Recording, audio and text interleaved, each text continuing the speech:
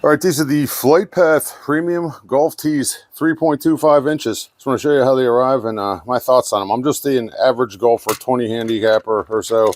Typical long tee, you know, for your driver. Right offhand, they're pretty durable feeling. I mean, they look like they're going to last. I don't know what this is going to look like after I mishit it a few times, but I was playing around with these a little bit. And inside of here, they give you actually some instructions on how to use it. Tee it up with one hand and point the arrow at the fairway. There's an arrow right here.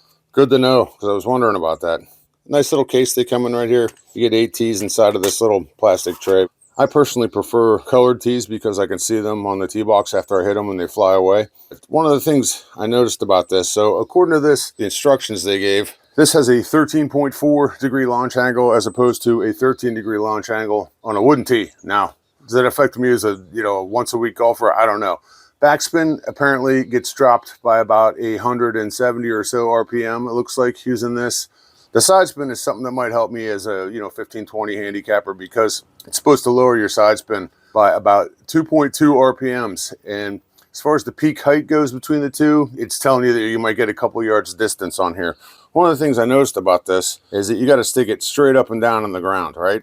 And if it's me, I'm probably going to lean it back just a hair, which is probably going to increase my launch angle. Then again, who knows, because I don't hit the ball square every time. But if you kind of put it in the ground and you lean it a little bit forward, it might take you a minute to get it up there. So it's got to go straight in the ground or lean back slightly.